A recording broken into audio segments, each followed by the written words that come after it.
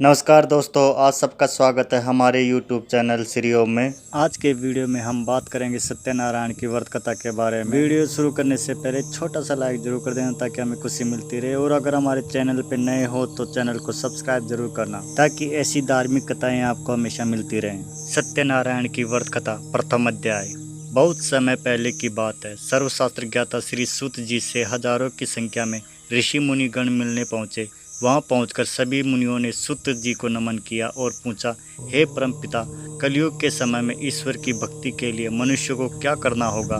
कलयुग में उन्हें मोक्ष की प्राप्ति कैसे होगी? हे प्रभु, कृपया आप हमें किसी ऐसे तप के बारे में बताइए जिसे करने से मन की मुराद पूरी होने के साथ ही पुण्य की प्राप्ति हो जाए। ऋषियों की बात सुनने के बाद सूत जी बोले, हे मुनिगण, आज सभी ने मनुष्य के हित के बारे में एक अच्छा सवाल किया है। मैं आप सभी को एक ऐसे व्रत के बारे में बताऊंगा जिसके बारे में खुद लक्ष्मीपति ने नारद जी मुनि को बताया था। आप सभी इस व्रत को ध्यानपूर्वक सुने। एक बार नारद मुनि दूसरों के हित की अभिलाषा के लिए कई लोगों के में भ्रमण पर निकले। इस भ्रमण के दौरान घूमते घूमते एक दिन मृत्युलोक यानी धरती पर पहुँचे।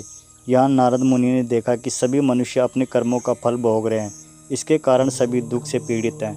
यह देख उनके मन में एक सवाल आया कि ऐसा कौन सा उपाय निकाला जाए जिनका पालन करने से मनुष्य के दुखों का अंत किया जा सके। अपने इस सवाल को लेकर नारद मुनि विष्णु लोक पहुंच गए। वहां उन्होंने भगवान नारायण की आराधना की।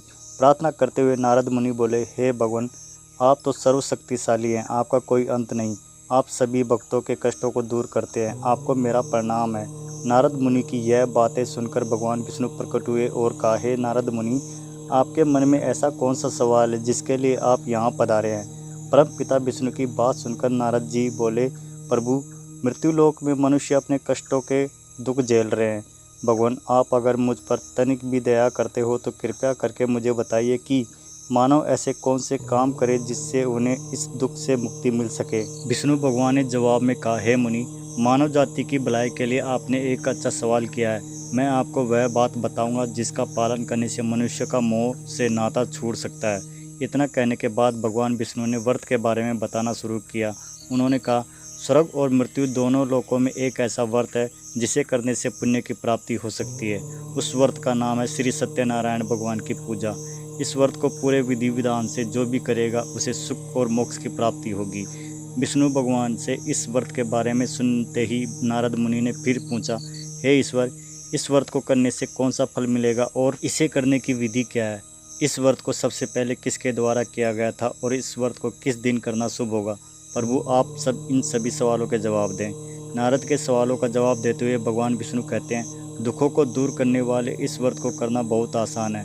इसको करने के लिए मनुष्यों की पूरी भक्ति से शाम के समय ब्राह्मणों के साथ श्री सत्यनारायण भगवान की पूजा करनी होगी। इसके लिए सबसे पहले भोग तैयार करना होगा। भोग के लिए दूध, केला, घी और गेहूं के आटे को 1/4 भाग में लेना होगा। गेहूं नहीं है तो उसकी जगह साटे के आटे का उपयोग किया जा सकता है। फिर शक्कर और गुड़ सहित सभी खाने योग्य पदार्थों को मिलाकर भगवान को भोग लगाना होगा। व्रत रखने वाले को भजन कीर्तन का आयोजन करना होगा। भक्ति में लीन होकर भगवान सत्यनारायण की अर्चना करनी होगी। इसके बाद व्रत रखने वाले को ब्राह्मणों और सभी परिजनों को भोजन कराना चाहिए। इसके बाद व्रत रखने वाला खुद भोजन करेगा। इस तरह पूरी विधि के साथ सत्यनारायण भगवान की पूजा करने से मनुष्यों की हर इच्छा पूरी हो सकती है। साथ ही यह कलयुग में मोक्ष प्राप्त करने का एकमात्र सरल उपाय है।